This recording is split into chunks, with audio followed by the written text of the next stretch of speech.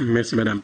Thank you very much indeed, Madam Director of the CTA, Chairwoman of the ACP states, ladies and gentlemen, ambassadors, and dear participants in this seminar, dear colleagues from the European External Action Service and Council of Ministers, representatives of the European community. Let me first of all say to the director of the CTA what a great pleasure it is for me to be able to join you. Having taken over the intra-ACP programs, I'm very happy to come join the CTA. So far, because of the tremendous amount of work which my colleagues have been able to do, ensuring cooperation with the CTA, I found it very stimulating. I found it very interesting, but each time that's meant I haven't been able to attend, but now I can. So, above all, I'd like to join you, Director, with my congratulations on this briefing session on development. Now, this briefing session of the CTA, held by the Commission and the ACP states, has been a great success, bearing in mind both the expertise and also the great the high caliber of people taking part in the various programs and the very rich debates that you have launched. Now, generally, the atmosphere in these meetings has been characterized by frank exchanges of views and intellectual curiosity, which is clearly expressed by each of the participants, something which helps to promote useful contacts on current issues. These meetings are also organized in the various ACP countries and help to strengthen the impact of the various policy paths that you might sketch out. And certainly at the end of April, we'll be meeting again in Mauritius.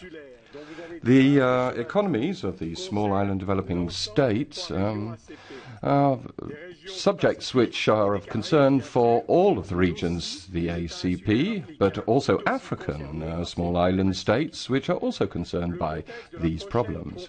The context of the next program of the United Nations on sustainable development in 22nd of June will give an opportunity for these states to be able to put forward their views on the situation they face directly confronted with climate change. Following Commissioner Pieper's initiative so as to strengthen the impact of European Union policy in the field, the Agenda for Change, this is something which will allow us to reiterate the commitment of the European Union to help developing countries, and particularly those who are most exposed to various shocks, and to better be able to fend off such difficulties.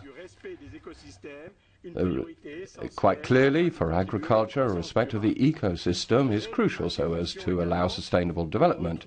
At the same time, this is an aspiration that we have in the heart of the recent proposals in March to consolidate cooperation between the European Union and the Pacific countries for a new partnership. The specific nature of small island economies, which is this morning's topic, is indeed a very relevant topic and fits in with the approach that's followed by the European Commission in the field of budgetary aid along the new guidelines which were suggested in 2011 so as to provide budgetary aid for small island developing states and develop rules which are better adapted to the situation on the ground. Now, in accordance with this renewed political initiative for small island states, the European Commission has put forward all the efforts that it is making so as to optimize the impact on the ground with a broader range of programs funded under the 10th budgetary program. Looking at the Pacific region, this is almost 60 million euros which have now been earmarked, particularly through 4 major programs which are currently ongoing. 2 provide scientific support for the management of fish stocks in the Pacific Ocean. which allows one to support the development of sustainable tuna fishing in the Pacific. Then the second generation of this program through support programs for trading in basic commodities and ICTs. Furthermore, within the Fed budgetary framework, 40 million euros have been foreseen for the implementation of the Mauritius strategy, which aims to implement an action program for sustainable development for small island states in development, allowing them to manage their specific biodiversity on each of the islands and the development of renewable energy. Also, under the Fund for Economic Development's framework program, we also aim to be promoting the private sector by allowing an investment facility for 40 million euros total. And this is an approach which has been reaffirmed in the intra-ACP strategy, which is directly under my charge, and the ACP programs, which aim to implement a whole series of programs to prevent natural disasters, develop island economies, and help these islands prepare for the great shock of climate change. Therefore, the European Commission has been providing 60 million euros for the initiative of the Global Facility for Disaster Reduction, which is run by the World Bank. A first call for tender has just been launched in December last year, which has seen keen interest from member states and sub-regional organizations within the Caribbean and the Pacific, with respectively 24 and 12 proposals. Out of 64 proposals received, more than half, therefore, of these have been adopted for this budgetary period. The assessment, which is ongoing, will be known by May, and this initial success is encouraging, showing our ability to respond to some of the expectations in this field.